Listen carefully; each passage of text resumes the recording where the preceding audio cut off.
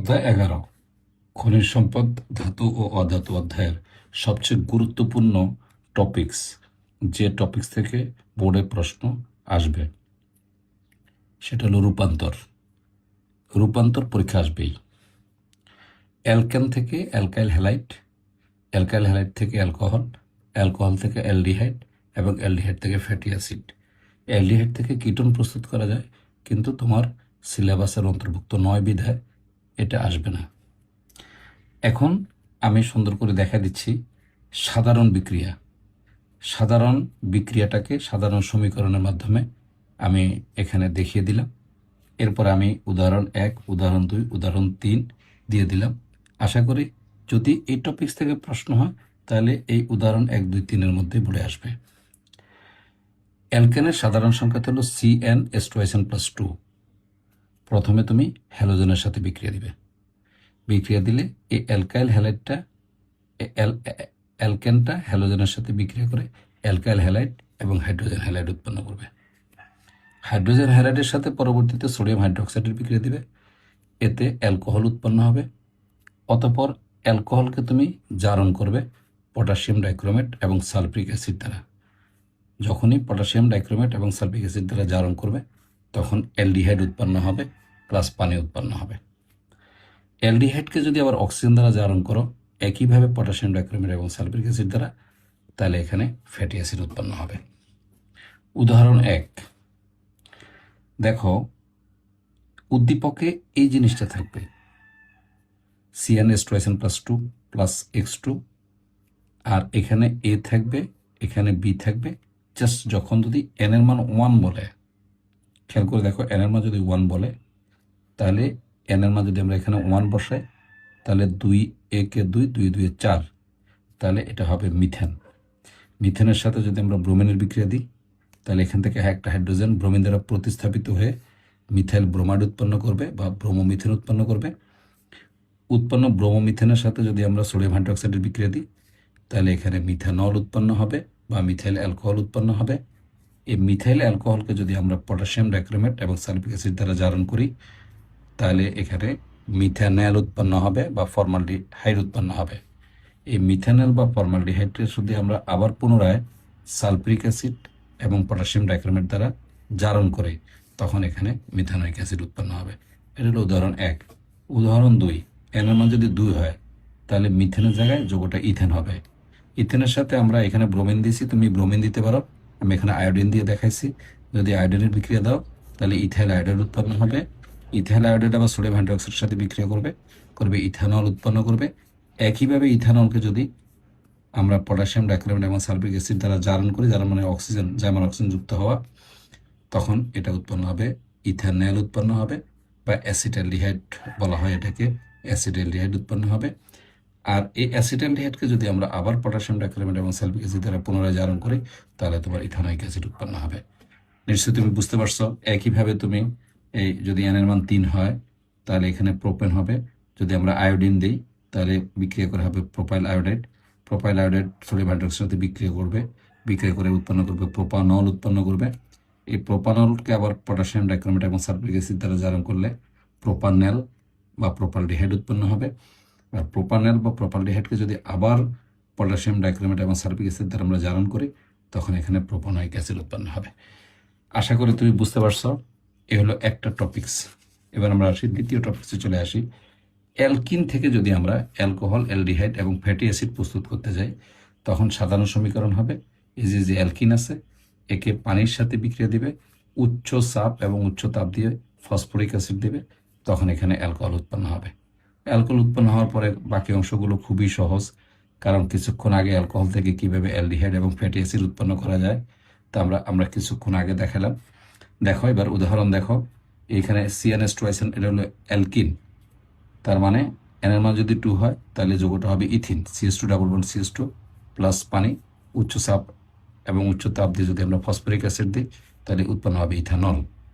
এই যে বা ইথানল অথবা ইথাইল অ্যালকোহল, এই যে ইথাইল অ্যালকোহলকে যদি আমরা আবার পটাশিয়াম ডাইক্রোমেট এবং সালফ্রিক অ্যাসিড দ্বারা জারণ করি তখন যেমন অক্সিজেনের সাথে বিক্রিয়া করে দেখো এটা উৎপন্ন হবে ইথানল আর পানি উৎপন্ন করবে। ইথানল আবার জার্মান অক্সিজেন দ্বারা জারিত হবে এবং এই জার্মান অক্সিজেনটা আসবে পটাশিয়াম ডাইক্রোমেট এবং সালফিউরিক অ্যাসিড থেকে, তখন এই যে ইথানোয়িক অ্যাসিড উৎপন্ন হবে। একইভাবে উদাহরণ 2, এর মান যদি আমরা 3 বসাই তাহলে এখানে আসে প্রোপিন। প্রোপিনের সাথে পানি মিশিয়ে যদি আমরা উচ্চ চাপ এবং উচ্চ তাপ দিই এবং ফসফরিক অ্যাসিড দিই তাহলে উৎপন্ন হবে প্রোপানল। একই সেম ডিজাইন। প্রোপানলকে যদি আমরা পটাশিয়াম ডাইক্রোমেট এবং সালফিউরিক অ্যাসিড দ্বারা আবার পুনরায় জারণ করি তাহলে উৎপন্ন হবে প্রোপানেল। সেই প্রোপানেলকে যদি আবার পটাশিয়াম ডাইক্রোমেট এবং সালফিউরিক অ্যাসিড দ্বারা জারণ করি তাহলে এখানে উৎপন্ন হবে প্রোপানোয়িক অ্যাসিড। উদাহরণ 3, আমরা এই ক্ষেত্রে এন এর মান আমরা 4 বসাবো। এন এর মান যদি আমরা 4 বসাই তাহলে এখানে আসে বিউটিন এবং পানির সাথে একইভাবে বিক্রিয়া দিলে বিউটানল হবে। বিউটানল যদি আমরা আবার পটাশিয়াম ডাইক্রোমেট সালফিউরিক অ্যাসিড দ্বারা জারণ করি তখন এখানে হবে বিউটানেল হবে। সেই বিউটানেলকে পুনরায় যদি আবার পটাশিয়াম ডাইক্রোমেট সালফিউরিক অ্যাসিড দ্বারা জারণ করি তাহলে বিউটানোয়িক অ্যাসিড উৎপন্ন হবে। এইভাবে আমরা এখানে একটা সৃজনশীল দেখালাম বোর্ডে কিভাবে আসতে পারে। আমি খুব নমুনা দেখালাম, এই যে নিজে করো।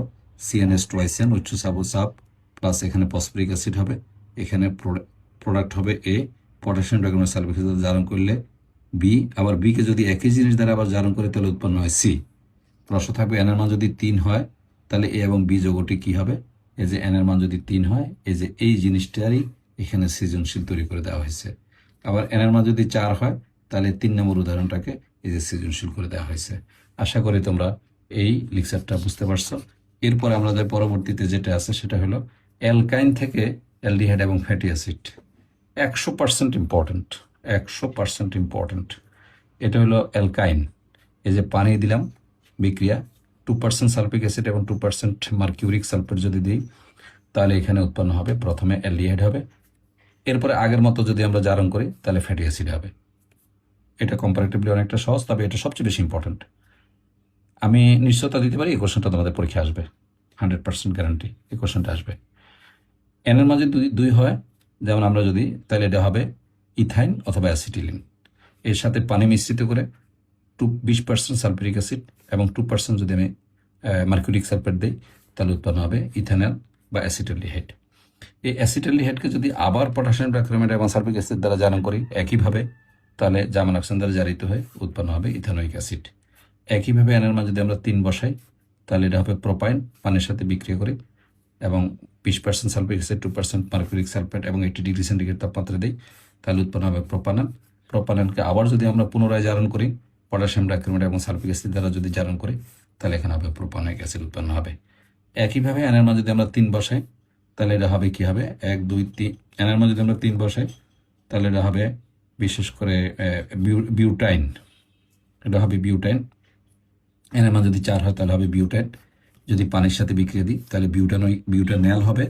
বিউটানেলকে যদি আবার পটাশিয়াম ডাইক্রোমেট এবং সালফিউরিক অ্যাসিড দ্বারা জারণ করি অক্সিজেন দ্বারা তাহলে বিউটানোয়িক অ্যাসিড উৎপন্ন হবে। এখন নিজে করো, দেখো এই কোশ্চেনটা এবার বোর্ডে আসবে। এই যে আমি বোর্ডে দিয়ে দিলাম, আমার পক্ষ থেকে আমি নিশ্চয়তা দিচ্ছি এই প্রশ্নটা পরীক্ষায় আসবে। এ হলো যৌগ CnH2 পানি, 20% sulphuric acid plus 2% mercuric sulphate, 80 degree centigrade তাপমাত্রা।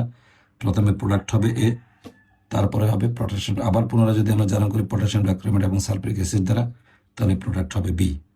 প্রশ্ন হবে n এর মান 3 হলে যৌগটির নাম লেখো।